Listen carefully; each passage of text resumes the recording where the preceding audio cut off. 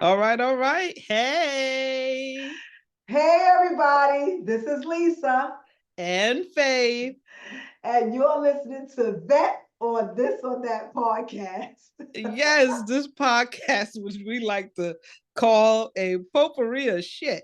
There's so much shit It's a lot. happening. It's a lot. It's a lot. It's a lot. And this is the stuff that, or the crap we went through, uh, being deployed, after deployment, and during transition. And believe me, we've been home about 20 years now. We still doing that transition into civilian life. Do we Yes, ever we really get are. back? That's a question. That's the question. Do we ever make it home? Oh no, that's obvious. Hey, how the hell you doing? We made it home, damn it. The question is, do we ever really fully transition back into civilian world? Yeah. Is that That's the even question. possible? Yeah, is that even Is that possible? even possible? Is that even possible? You know what? I want our viewers out there, okay, our subscribers, the likes, the shares, the such. If you think that as a veteran, you have transitioned fully back into civilian life, please drop us a comment and let us know. Let us know how you Let us did know. that. Yeah. And how'd you do Help that? a sister out. Help a sister Help out. help Help a a soldier sister out. out. Help. Let us know if you really fully transitioned back into civilian life. Absolutely. I'd like to see what that looks like. And I'm not saying this in a condescending way. I really would like to see what that looks like. All right. So, Lisa, Yes, ma'am. what are we talking about today? Today's episode is going to be titled Ready or Not, Life Happens. Wow. Ready or not, life happens. Ready or not, life happens. I had to actually situate myself in this chair. Mm, Uh, mm. this right here is I don't even know how to begin or end this topic. Thank God Faith's here. Um, Thank ready God or Lisa's here. not, ready or not, life happens. Um, wow. Whether we're ready or not, we already know life is going to go on. I say a lot, I told this to Faith, I said, dying is easy, living is the hard thing. And whether we're ready or not, life is going to go on with or without your participation. Yes, yes. And So, it's not, sorry, and there's not even a real way that you can prepare for things that happen in your life. You know, sometimes you have to go with the flow. Sometimes you just have to get acclimated to certain things.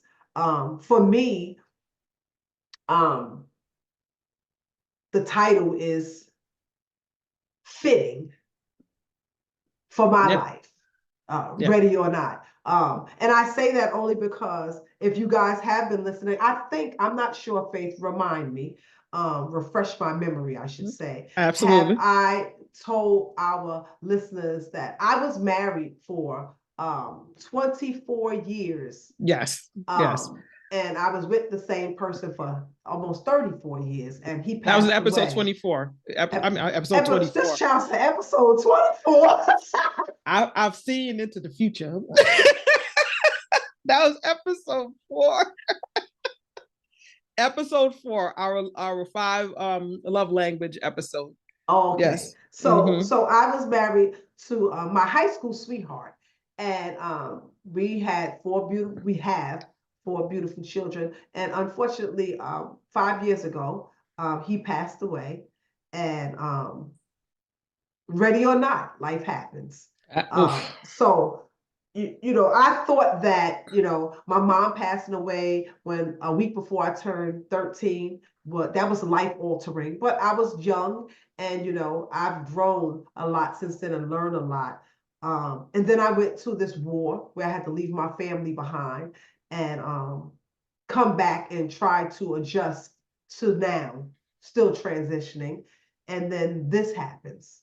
And that's why this topic, this title is like head on. Ready or not, life happens. And I would have never foreseen this for me, you know, so early in my life. And I wasn't prepared. None of us were prepared. And like the title says, ready or not, life happens. And for me, it's been difficult trying to adjust to being the single person now, I guess. When you've been with somebody for as long, more than half your life. He and I were together for more than half our life. We started dating when we were 17, 18 years old. And we went to high school together and all that good stuff. And, you know, you get married, you have children. And so for me, I was all in when it came to that. So I wanted to make sure that, you know, I was doing the wife role properly, however that may have looked to me, and the mom role. So when he was no longer here, I had no idea what I liked, what I wanted to do. It was always based on my husband and my children. And I wasn't prepared to just be Lisa. You know, I wasn't prepared. I didn't know what I wanted to do. I didn't know what I liked. I didn't even really know what my favorite restaurant was, because we would always frequent a certain restaurant that my husband liked. I didn't even realize, you know, I didn't even have a favorite restaurant. I did before, but I didn't even know what that was anymore. And and then, you know, he's no longer here, and it's scary in a sense. But you still have to live. Yeah. You know, so I still have to go forward, because I have to do that for myself and for my family. And this title is, I didn't even know if I wanted to do this. But ready or not, life happens. And life has been happening to me. And I'm not complaining. I'm no way at all am I complaining. But life happens to be happening to me, you know, and it seems like it's to the point where you think, if I had to look at this from somebody else's perspective or point of view, I would be like, I don't know how you did it. How did you handle that? How did you survive? And you never know, you know, how strong you are until you're put in a certain position. You know, you don't know what you're gonna do until you're actually in it. Because I could say, girl, oh, if I was you, I could have did this, I would have did that, I wouldn't have did that. It's easier to say that. So easy to say that. Exactly. But I'm so grateful that I have like the best support group. Yeah. Excuse me. I have this support system that I have to say, and Faith knows she's a part of it. I just have this support system that they are unwavering. They never fail me. They never fail me. And when I am stumbling, they're always there to make sure. This is funny. They're always there to be my crutch. And those that don't know why that's so funny, because that is my last name. That is her last name. That is her last name. They are a crutch for me. And so, you know, whether you're ready or not for whatever life happens to throw your way, whether you're ready or not, if that's in the plan of your life, it's coming. Because life is going to happen whether you're prepared for it or not. Absolutely. Life is going to happen, and we have to find a way. And I'm saying we, because I'm talking to myself too. We have to find a way or where we can pull certain strengths from, to keep us afloat.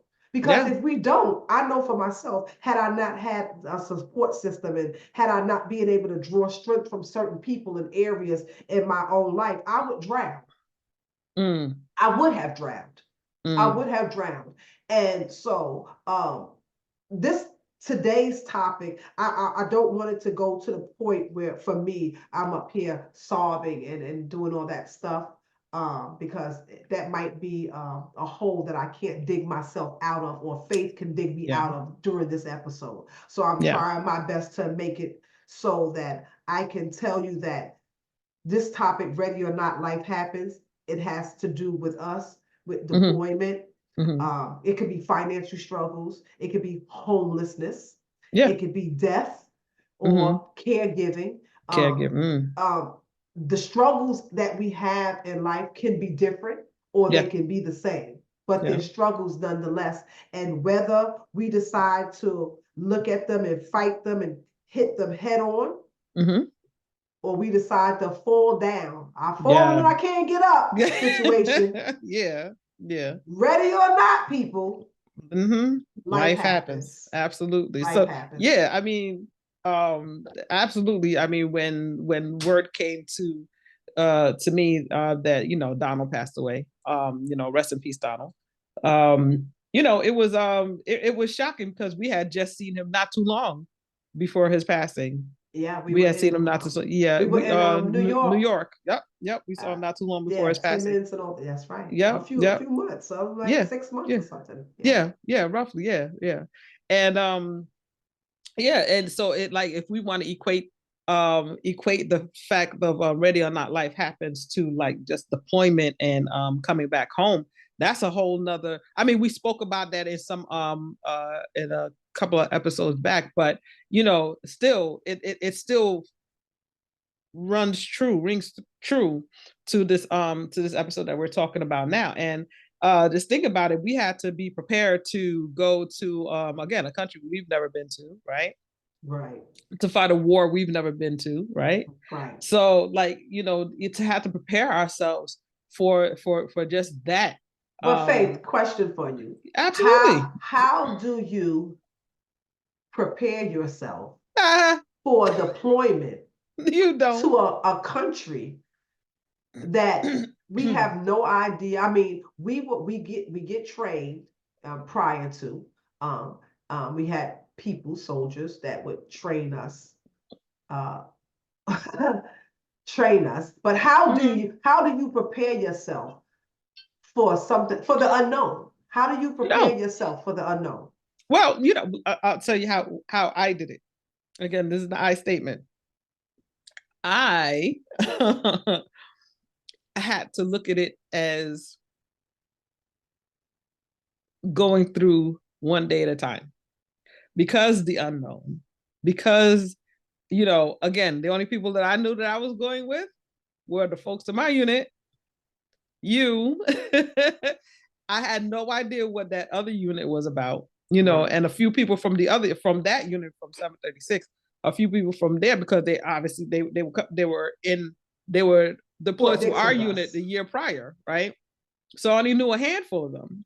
But then to say that okay, yeah, we're gonna go there, we're gonna da is one thing, because in the back of your mind, you want to have that confidence, you want to have that security that we're all coming back home.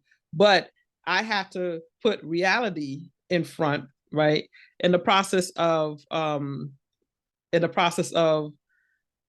getting my head wrapped around the fact that we're getting ready to go, you know, get deployed or being deployed. And the thing that I did was I just have to take it one day at a time, you know. And for each day that I completed, I just knew that, okay, well, I'm going to make it into tomorrow. And for each tomorrows that I completed, I kept looking forward to the next day and the next day and the next day, but still had in mind that, hey, listen, you still got to keep your head on a swivel. You got to make sure that, you know, not only you are okay, but your battle buddies are okay too. And that's the only way I could do it. And then what I did, and I hate saying this out loud, but it's what I did to get me through the deployment, was I did not call home. I did not call home. Wow. I did not talk to my parents. It was crazy, because in my mind, and this is how I thought about it, in my mind, I did not want my last conversation with my parents to be my last conversation with my parents. Wow. Yes. So that's the thing that kept me going, is the fact that I'm going to talk to them again. Wow.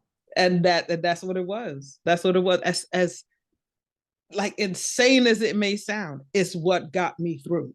You're right, right. Yeah. Wow. Yeah. Because Yeah. that wow. I didn't know Yeah. that. Yeah. And my sister got mad at me because, I wouldn't call home, but I was like, I didn't want that to be my last conversation.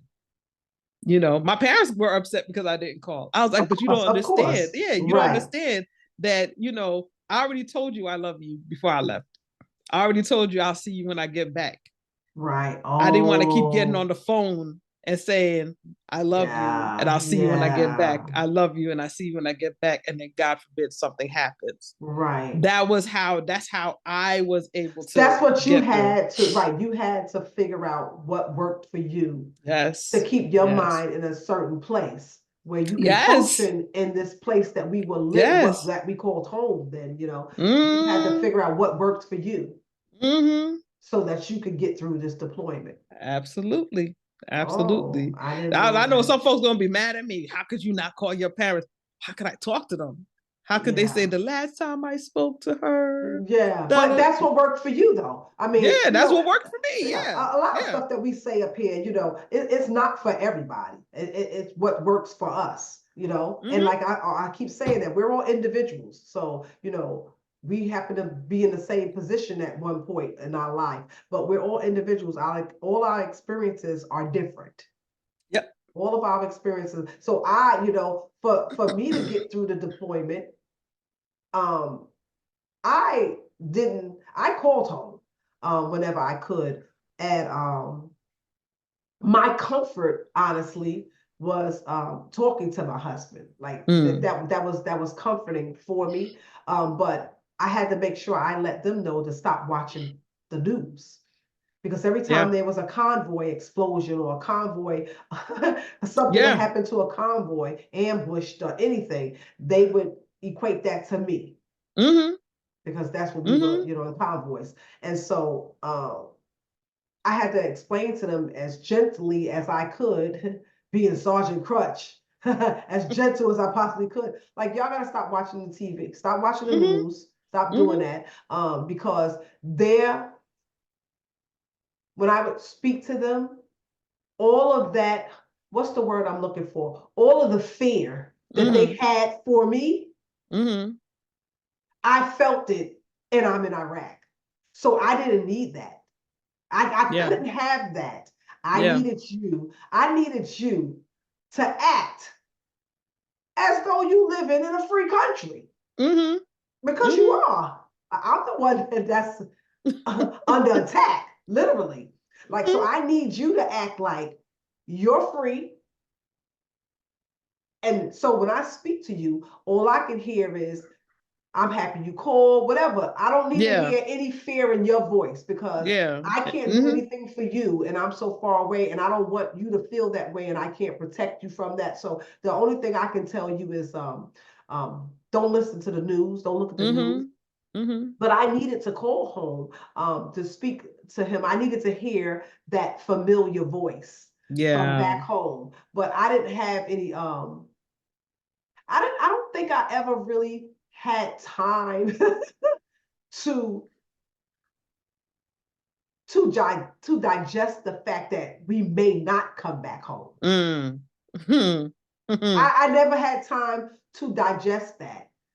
It was always, RPGs and mortars going off and all that stuff. I mean, that I don't think, and I had already said in my mind, though, that, we were going to go there. We had a job to do, and we were just going to do it and come back. I think that might have been, what I had to say to myself too, to get me through. We have a job to do, and look at it as a job, because that's what it was, a job. We had a job to do. We need to do it and come back home. Because a lot of people always ask me, and I don't want to veer off of it, but a lot of people would always ask me when we came back home that you weren't mad at President Bush when y'all went over there. I'm like, President Bush, what I'm mad at him for? And y'all was over there for X, Y, Z. So listen, we ain't think about no President Bush when we was over there. We was trying to get home, do our job, and go back home. That was it. That was it. This deployment enough was stressful. We thinking about President Bush for. He wasn't thinking about me. But anyway, deployment is one of those things that, ready or not, life happens. Yes. For us, it was. That was one of those things. And another Yeah. one was, what was another one, Faith, we had? Well, I was gonna move on, kind of parallel that with PTSD because listen here, like no Ready matter or how not. much it would, no matter how anxiety would hit me or depression would hit me or anything like that. Listen, I got bills to pay. I had bills to pay. I had school to go to. I had like a grocery list of things that needed to be done.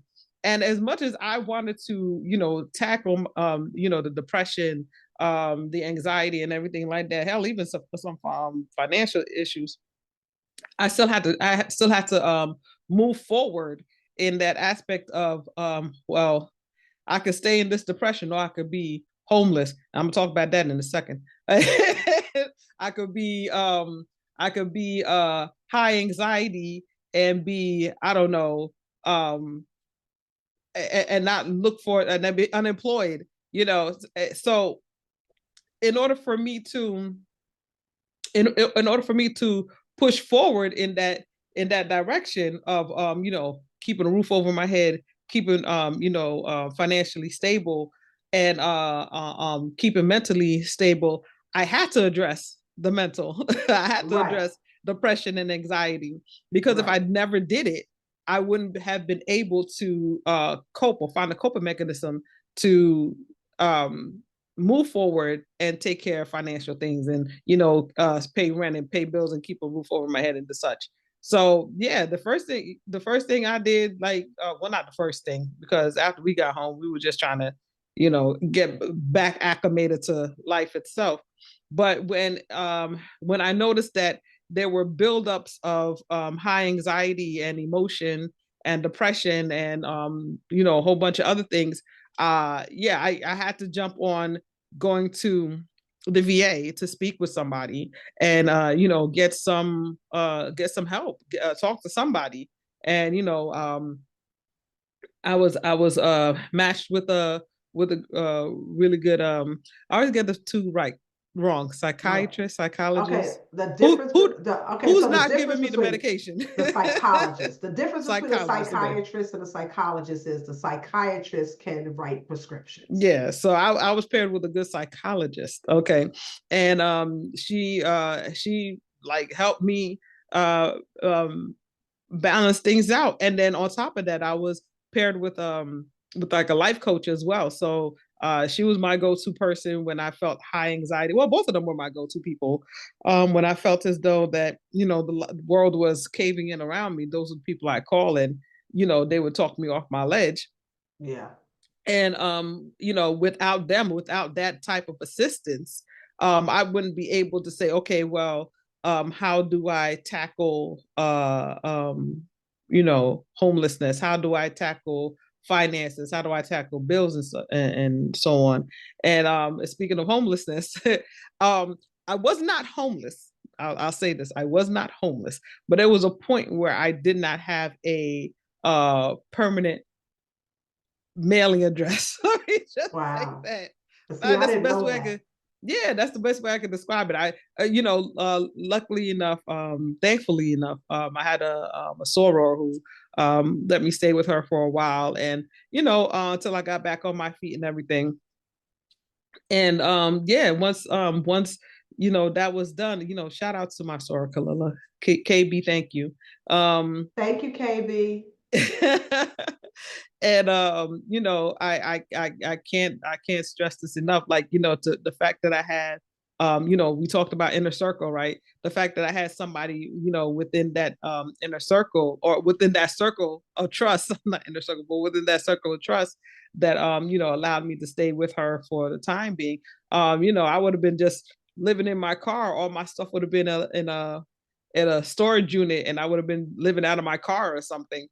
But God saw it fit that he wanted me to, have a roof over my head and everything. But it did, things just started, still came in the way, adversity still came in the way and everything. And I still had to tackle that. But I wouldn't have been able to tackle it if I was always depressed or always anxious or Wow. whatever, and I didn't have I didn't have the help, the resources that the VA allotted, to get through it, and yeah, that was my thing. So here, question for you: after your husband passed away, how was it taking care of the finances? Where were you in doing that? Was it something that he always took care of, or was it something that you guys split? Like, how were you able to move on to That's that a next? good Yeah. question. Actually, he always took care of all the finances. So again, I was not like uncharted territory for me. Like, so I have to now pay a mortgage and pay the light bill, and so I had to, first realize that, hey, I needed to take stuff out of his name and put it in my name, and Mm. his accounts was, so I had to change account. It was a lot, and it was difficult because having the fact that the death happened. Mm.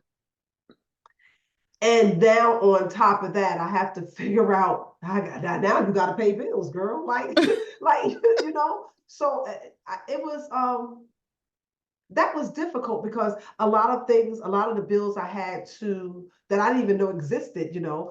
Some things I didn't have passwords to. Mm. Some people I had to call up and say, "Hey, this is what happened," and then send a death certificate and go through that whole story, which just put me in a slump, like trying to explain to them and sending them the information. And it was a process that I needed to do, but I did not want to do. Got it. Wow. Because ready or not, life happens. Yes. So it was the finances and stuff. I had to figure out how to maneuver around that. And now I have to close up this account, open up this account, remove name off of this and add, and it was a lot of stuff that we don't normally think about. But what I will say, excuse me, what I've learned from that is that a good thing about my husband, I want to say, is that he kept all his passwords in his phone, which is great. So I'm sorry, I'm still fighting off a cold. I went and got his phone, and I took it to the phone people, the Apple, whatever, and they put all his information on my phone so I could just go on there and get all the passwords. So that helped out a lot because he was very well organized when it came to that. Excuse me. So that part was easy. So I would tell people to make sure you have passwords.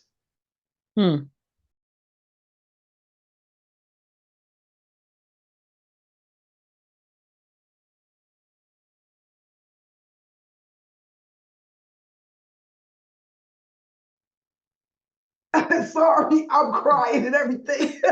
Don't worry. It's the magic of editing. Y'all didn't see this, but I had to go off camera because I have this cold and I'm drinking this ginger lemon tea. And the ginger is gingery. And it went down. And look, it got me crying and everything. And I'm trying to give you guys some dialogue and sniff and choke and sip at the same damn time. And it's not working. So I apologize. Thank you, Faith, for being so tech savvy. Yeah, but that's what CapCut is for. Thank you, CapCut. So what I it's was not saying, sponsored by CapCut, but neither is DKNY. Not yet. Not yet. Not yet. Not yet. But what I was saying is that passwords are very important. So I was able to go into certain accounts and change things and do all that stuff. So he was very good at keeping passwords and stuff, all of his accounts on his phone. So, and then I didn't even realize some of the stuff he had already put into the notes on my phone. He had my phone obviously at one point, and he went in there and he went into the notes and he put down passwords and and usernames. Mm. Mm. Yes, he did that. So that was a great thing. So couples out there or whoever, if you guys have phones, these smartphones that have all this stuff in it, share that with your Yeah. significant other, because you never know what happens. Life happens, ready or not. Life Mm-hmm. happens. Life And happens, absolutely. so yeah, my husband was good at doing stuff like that. But yeah, the finances, that was a little struggle for me. I'm great at it now, people. I'm good. It took a Good minute. at it It now. took a minute. It took a It took minute. a Yeah. minute because I was a little spoiled in the fact that I didn't have to do certain things. And I know somebody's going to be on here. Well, you shouldn't have relied on your husband to do that. Well, I had a good husband and he didn't want me to do it. Thank you for being a good husband, Donna. Thank you. Appreciate you. But now I have to do it myself. So the finances was a struggle. Obviously. But I'm good with it now. Yeah. So that was a great question. Yeah, I had a lot of issues with trying to figure out how to do this and put things in my name and pay this, and and another good thing for me, because I have a TVI, I have a lot of stuff coming directly out of my account. Like, so I can't remember that my this payment is due on the 3rd, this was on the 1st, this was on the 21st. Just take it all out. Listen. You go in there and take it out, then listen, it's never late and I don't have to remember. Exactly. Don't forget to go into your account and just make sure that who's in your account is in your account. Yeah, I do that. Yeah. I'll do that. One thing I do, because I'm responsible for my own money now. Every time I buy something, I go, because it's on your phone. I'll go in there and I'll look and see who took out what. And don't let me buy something and then I change my mind and you got to put it back on my, because see, you take the money out today. But then when it's time to give me my money back, you want me to wait 5 to 7 business days. That's a rule that somebody needs to change. Why I gotta wait 5 to 7 business days? Wait. How you gonna take money out of my account without waiting? So I would say this is my suggestion. Sit up for this. So when we're purchasing things, instead of taking the money out right there, wait 5 to 7 business days to see if come on. Then everything is even here. It's the give and take relationship. If I have to wait 5 to 7 business days for you to replace money that you owe me, why do I get money taken out of my account for money that I owe you immediately? Yeah. Matter of fact, someone got some splaining to do, Lucy. Lucy, exactly. Some got some splaining to do. And it's interesting that you said that. I was about to take a sip of water, but I'll wait. I'm like my thought out. But it's interesting that you said that, because when my dad was sick, right now, it was him and my mom for the last 40, 50 years together, whatever. So my dad was the one who took care of a lot of the things, paperwork, anything that had to do with finances, pension, so on and so forth. And my mom didn't really do all that like you. She was spoiled. And my dad took care of the things that had to be taken care of and everything.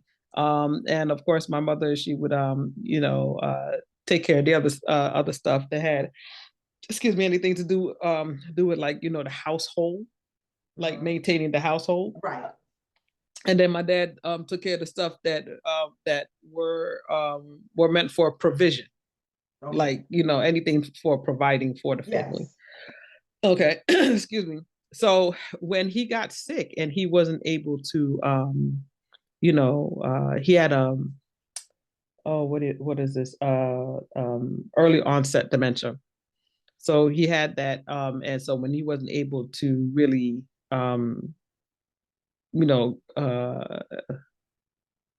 put forth, like, passwords and so on and so forth, where this was, where that was, we had to go through the house and look for stuff, like, wow. Even for his checking account, like, we had to find stuff, did he have a ATM card, did he have an old checkbook, and whatever.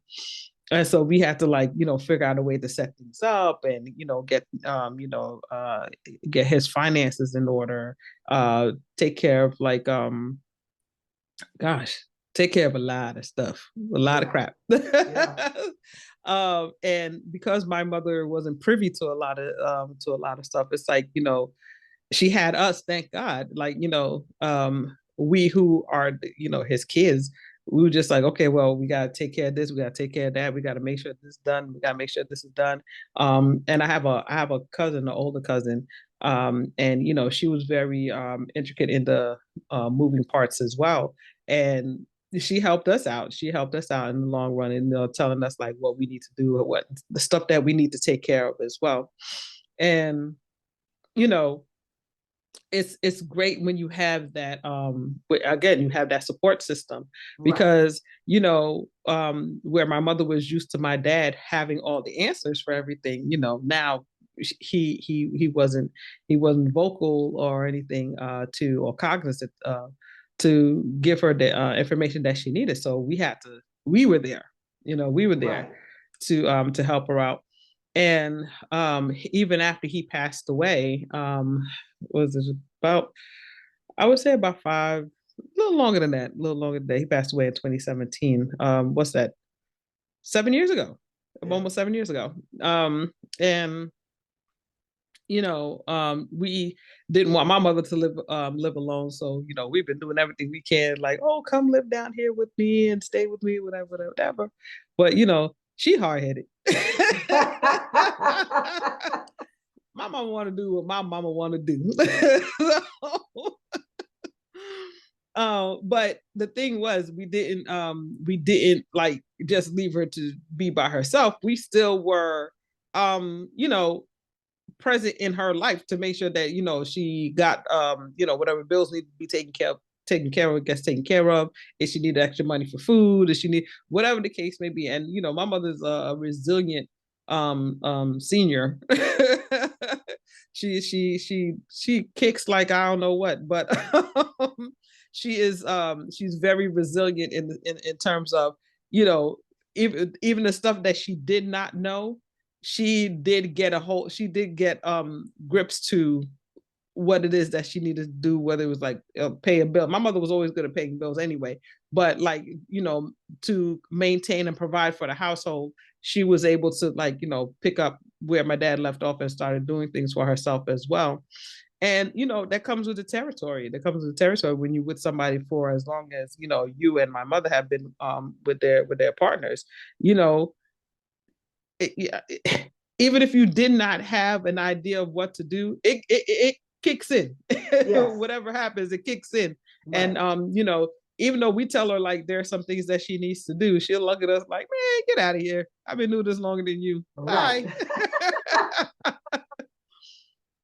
But yeah, and it's crazy. So like in terms of being a caregiver, because I'm a caregiver for my mother. I mean, she doesn't need it from me, right? Because I show up and she's looking at me like, "What are you doing here?"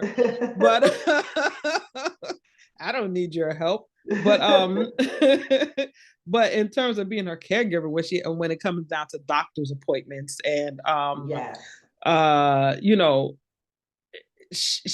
I guess she's very old school. So it's like whatever the doctor says goes. So the doctor says, take 2 pills and call me in the morning. Yeah, she's taking those 2 pills and she's calling them in the morning. But she doesn't advocate for herself effectively. Okay. So she's not asking the doctor, well, why am I taking these 2 pills? What are they for? Or whatever the case may be. It's just like they'll explain it to her, but she may have questions, but she's not asking them. Right. So then she ends up asking us. I'm like, exactly. I don't know. I'm not a doctor. Did you ask your doctor? So my sister and I, what we do is we like my sister's closer to her in living in as far as where they live. So she takes my mother's doctor's appointments and stuff like that, and she'll sit and advocate for my mother. But then when she has a doctor's appointment down here, mind you, she's between here and there at the same time. So when she has her doctor's appointments down here, I go in there and I'm in there and I'm asking questions. Well, what about first the doctor will ask her, well, are there any questions? He'll ask my mother, are there any questions? She's like, no. I don't have any questions. So when he turns to me and he's like, "Are you okay?" Well, what about, and what are the contraindications? Can she take this with this medicine? And how many times how long she has to take this for before she has to stop? Is it something she needs to take every day? Right. Or can she take a break in between? Does she have to take this with food or food? Right. Should she take this before she sleep? Should she take it as soon as she wakes up in the morning? Like when should she start taking it? And I'm the one to jump on real quick about contraindications of medication, because they'll load you up with everything in the book and then turn around and just be like, well, this has a contraindication of don't take it with this. And I'm like, well, why you ain't tell me that? She's taking, hold on a second, she's taking 300 pills. When is she not supposed to take that? Yeah, and so like again, my mother will sit there and be like,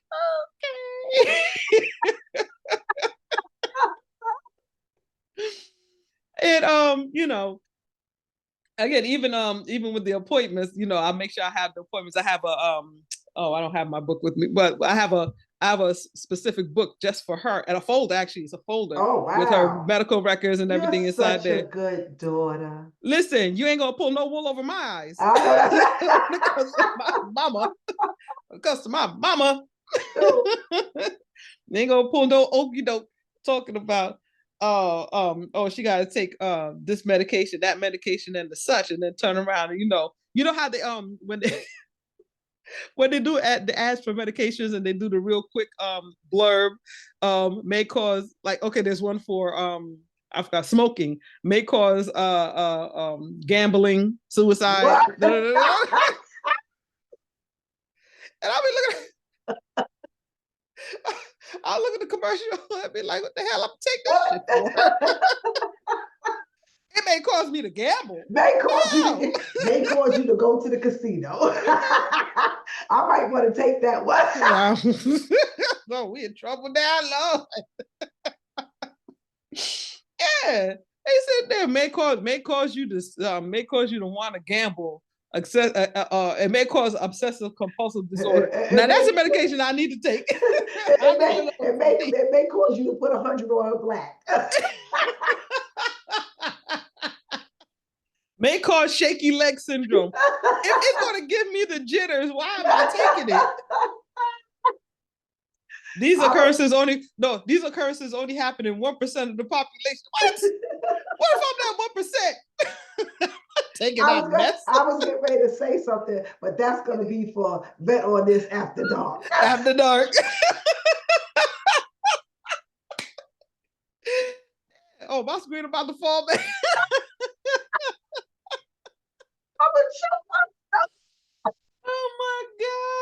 Oh my goodness. Y'all, excuse me. I told y'all we always.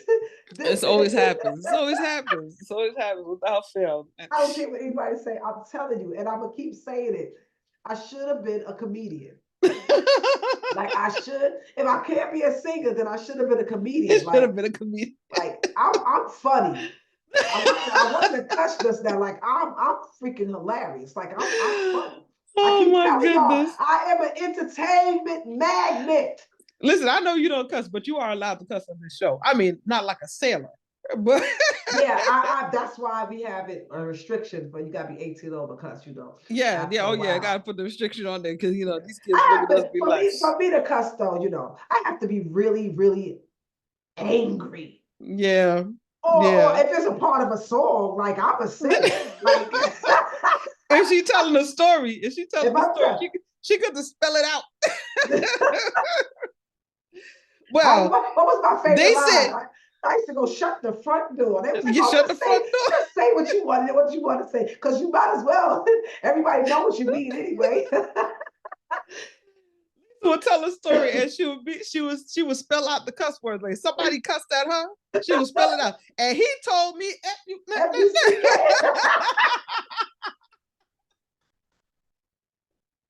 a lot of people would ask me.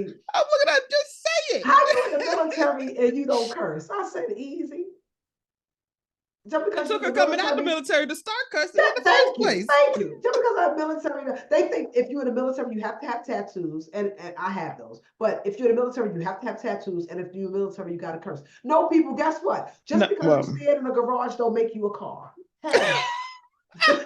Then I tell you the comedian coming out. You see what I'm talking about? If y'all think that Lisa should be or could be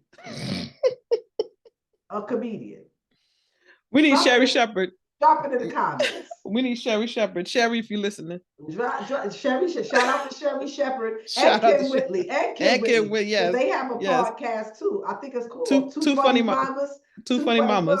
Yeah. We might have to get them on here because listen, I'm funny. Like I'm funny to the point where like it just rolls off me. Like it ain't nothing that I wrote. It's just I'm just a funny mother. Shut your mouth.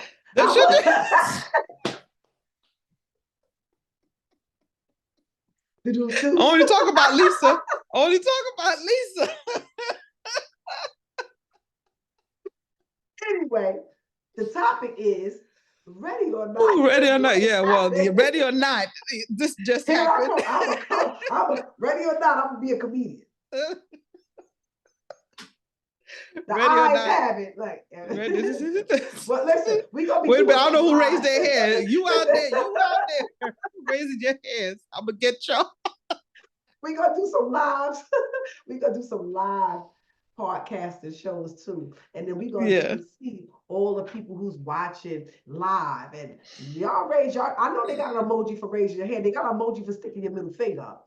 Listen, y'all raise your hand for this. Go ahead, y'all raise your hand. I'm looking. I'm looking. Listen, I will definitely figure out what it is I need to do, where I need to go, who I need to sing, because the sister is funny.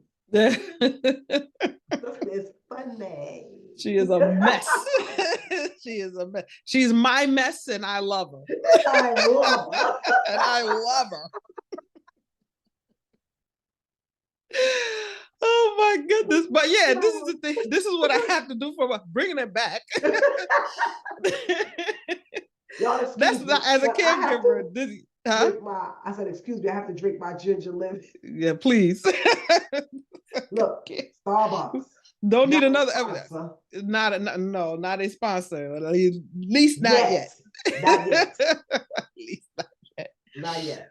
So yeah, being a caregiver is just interesting enough because again, I'm dealing with my own, stuff, anxiety, depression, PTSD, yada, yada, yada, my own finances, my own health, and whatever the case may be. And then, to take care of somebody outside of yourself, that's a whole nother animal because, this person is, spent years being independent, and all of a sudden, like, here you come, right, doing her medical charts and stuff like that, and rearranging her whole life. And I think that's where my mother is right now. She's just like, don't come here and rearrange my life. Come on now. I've been doing this longer than you. And I'm just like, Ma, I'm just here to help you. I'm just here to help you. But at the same time, if I see that there's something going on and you're not addressing it, I'm going to step in.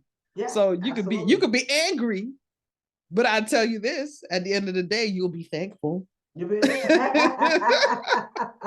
Okay. You know what? So for me, that this is what I read somewhere, and it says that life happens whether we are ready or not, and that's our topic: ready or not, life happens. But it says life happens whether we are ready or not, and the only choice or control, that we have is whether or not we rise to meet its challenges. And I was going to use that for a quote, but that's not necessarily a quote, but it fits into this because life is going to happen whether we're ready or not.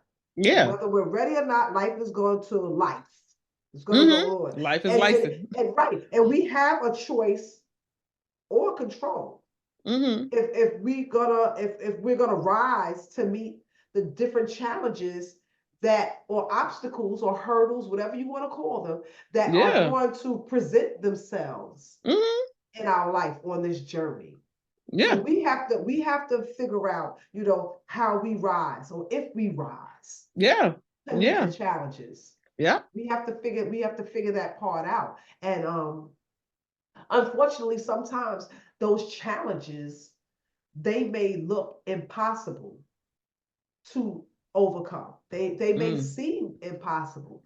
But what I do know from my journey is that there's nothing at all is impossible. Absolutely. Everything is possible. You just have to have the right mindset. And you have to know that you can overcome. Absolutely. Because I feel that as long as you're still breathing, as long as you're still living, as long as you're still lifing, you have that choice or control to meet those challenges, to overcome those challenges. But it's all with you. It's all it's all within you. You have to know that about yourself. You have to find that within yourself. You have to figure that out for yourself. Like, you could have that community. You could have all those people that are in your corner, those crutches. Like, I put that in there again. You have all those crutches, but ultimately, the choice and the control is yours and yours alone. Because there's going to be obstacles, and if we live long enough, a lot of us are going to experiences the same. We're going to have the same experiences. Yeah. And I'm talking about when it comes to death of loved ones.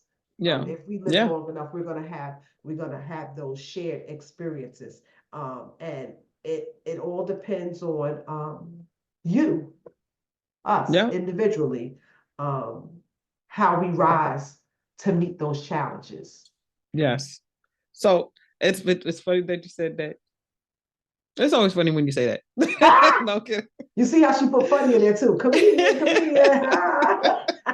It's interesting. It's interesting that you said that. Give her a whole ego. Yeah, I was looking up some stuff. This one is about, what is it? 6 easy steps to prepare for the unexpected. Now, I don't see how anybody ever prepares for the unexpected, but it looked interesting enough to kind of segue and place into this episode. So step number 1 is take Murphy's Law to heart. Basically, anything that can go wrong will go wrong. Okay, so prepare, just mentally preparing for that is more than enough to say, okay, I don't know what's going to happen next, but I'm 10 toes down. Let me figure it out. See how I can approach it. Number 2 is brainstorm possible futures. This is a little iffy for me. Yeah, it's interesting. It's a little iffy for me because like me, I don't think there's any way you could really brainstorm. I mean, I'm sorry. Let me take it back. There's ways you could brainstorm possible futures, but at a certain point, you can kind of get yourself caught up in the rabbit hole trying to brainstorm possible futures. Because if it doesn't come out the way you want it, then what? Because you can give all scenarios, all types, but then somebody throws a monkey wrench in there, and then the next thing you know, you'll be like, wait a minute, I did not prepare for that. Yeah, so it's good to do. It's good to do, but some people fall into the rabbit hole and say, and if this happened, and they do it like every little twist and turn, and if that happens, I'll do that, and if that happens, I'll do that. Be in that rabbit hole with Alice. And then, you see how I did that? You see how she did that? I'm talking about Sherry Shepherd, Kim Whitley, please come find her. Alice in Wonderland for those that didn't catch that. I'm gonna need Sherry Shepherd and Kim Whitley. Come find her. Please come find her. So the third one is know your risk tolerance. Let me read this a little bit. It says, know your risk tolerance.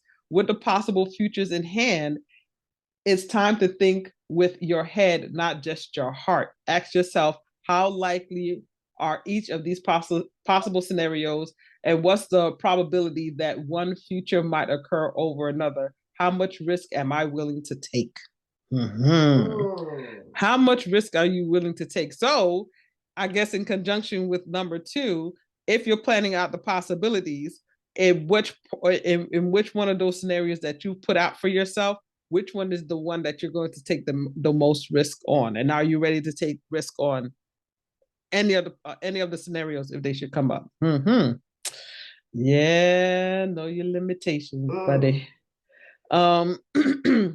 This one says, place your bets. Number 4, place your bets. Household and businesses have finite number of resources to spread around. Preparing for the future is a bit like gambling. Ooh. Wow.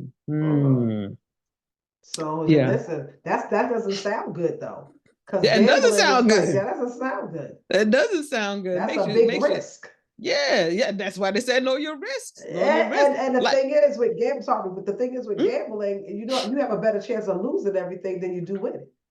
Exactly. Well, this is why I'm saying you could fall into that rabbit hole. Going back to number 2, you could fall into that rabbit hole, making these possible futures, and then along the way, kicking yourself in your own butt. You can't always bet on black. Can't always bet on black. Well, okay. That's a lie. I beg to differ. But again, that is something that is bet on this or that after dark. After dark. Turn off the lights. And light a candle. Lord. Hey. Here come the concert. Tonight I'm in a romantic mood. Let's take a shower.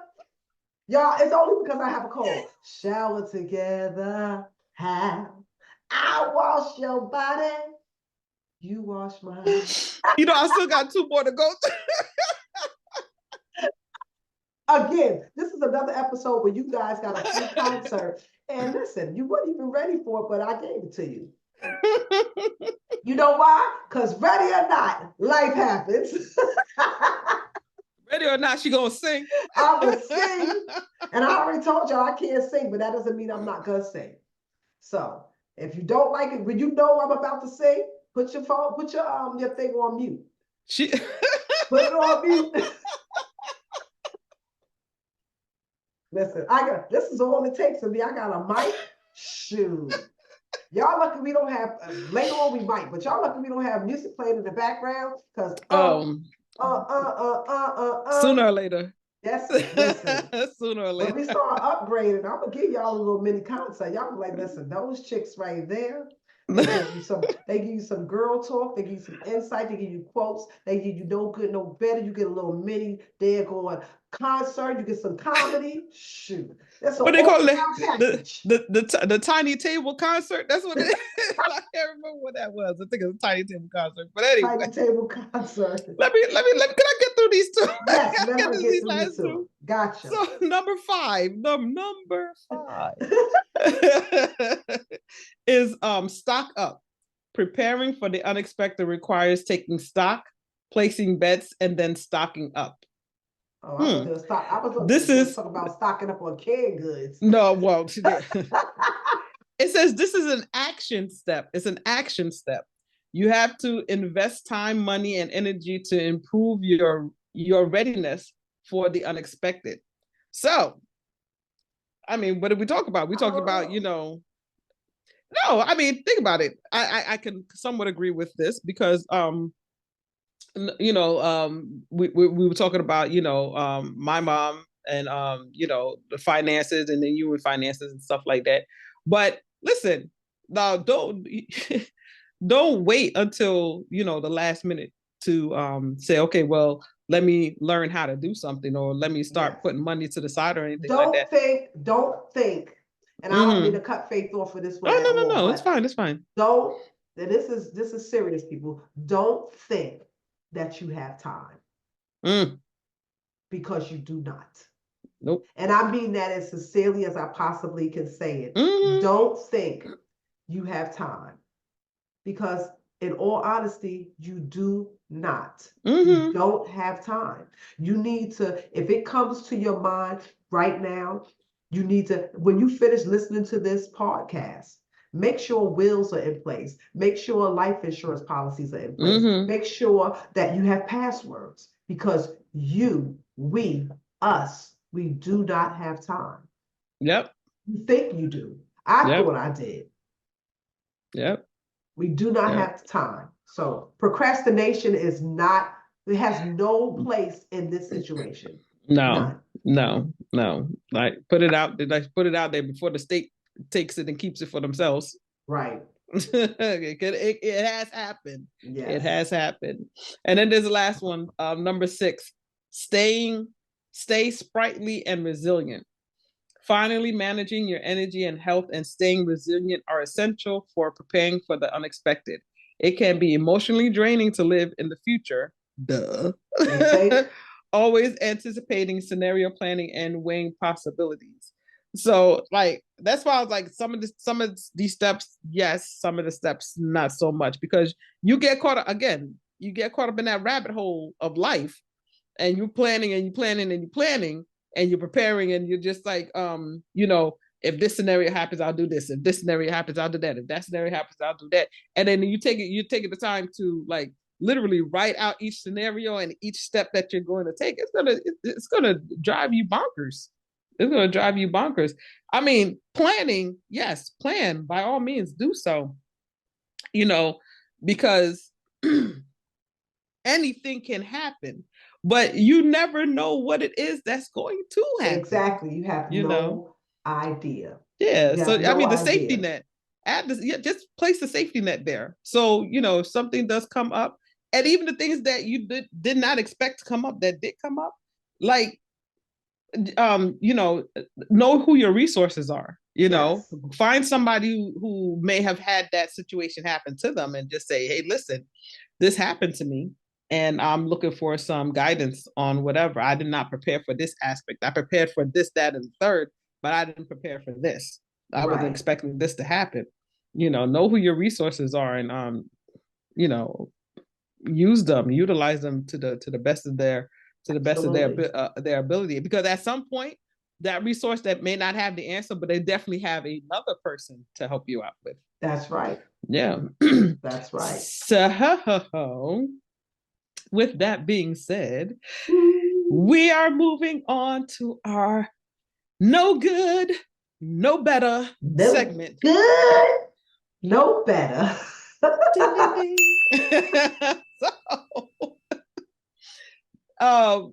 No good, no better is basically just a segment that, excuse me, that I like to have just to prepare ourselves to do something better for ourselves that we did not know to have done in the past. Okay, so my no good, no better is how you react is how you accept. Wow. So I say that to say how you react to certain things is how you're going to continue to react to it and accept it in your life. So if it's funky, huh? Yeah. So, and I'll use myself as an example. I am not I don't think anybody is at this point. Nobody's a big fan of death. I'm not a big fan. I react to it differently. Okay. I react differently when it comes to passings of loved one. I internalize it a lot and I get depressed. So because I don't want to say depressed in the point that, I just don't get out of bed, but depressed in like it stays in my head, it plays in my head over and over and over again. I say this to say that when as I've gotten older and witnessed folks passing in my life and everything, what I've started doing, I'm trying to get the words out right. What I've started doing was just reflect on who they were to me, how they impacted my life, and how I can continue on their legacy. So I can stay in a state of depression and, constantly think about the fact that they're gone, or I can use what they've put in my life and continue that type of legacy in the next person that I come across. Oh, I remember when this person, was such and such and such and such, and how they impacted me was like this, and I can impart that type of encouragement to somebody else. Yeah, so that's how I keep their spirit alive. Nice. For me. Yes. Aww. Yeah. Aww. And that's my no good, no better. And that's her no good, no better. So after no good, no better, we always do the quote of the day. Quote of the day. Ding, ding, ding, ding, ding. And the quote of the day, it could be something that I just threw out there, something that has to do with the topic that what we were talking about today. It could be just anything. With me, you never know. It could be a joke. But I think a good quote for the day is, I didn't write this one down, so this was going to be right off the top of my head, but I have lots of quotes because I have a quote book and I just read quotes. But I think what would be a good one for this episode would be, sometimes you win and sometimes you learn. Let's say that again. Sometimes you win, sometimes you learn. And that's by, I believe, John Maxwell. And for me, sometimes you win because our topic today was ready or not, life happens. And sometimes we win. Well, some of us have been going through this life for 40, 50, 30, 40, 50, even 60 years and have never lost a parent. Never lost anybody that was really close to a sibling, a parent, a spouse. And then there's some of us that have. So for them, sometimes you win, but then sometimes you learn. So if you have, or you are those people that lost someone that's close to you, you learn from it. Everybody learns differently, but either way, we learn from it. So I may have just learned, what I told you guys earlier is that, make sure you have everything in order. Make sure you have those passwords. Make sure, you have life insurance policies in order. Just learn from my mistakes. Sometimes we win and sometimes you learn. And that is my quote for the day. I will leave you with that. And we will definitely see you next time when we bet on this or that. Bye, everybody. Thanks, everybody. You've been great. Thank you for your support. Remember to catch us on these areas, these medias. Yes. Please like, subscribe, and share. And share. Okay. Like, it doesn't subscribe, cost you and share. anything, people. Like, subscribe, and share. It's free. Come on. It's free. And you can find us on Apple Podcasts. You can find us on Spotify. And you can find us absolutely on YouTube. Thank you again for betting on this, on that with us. You have a great day. Be blessed. Bye. 14 KJ.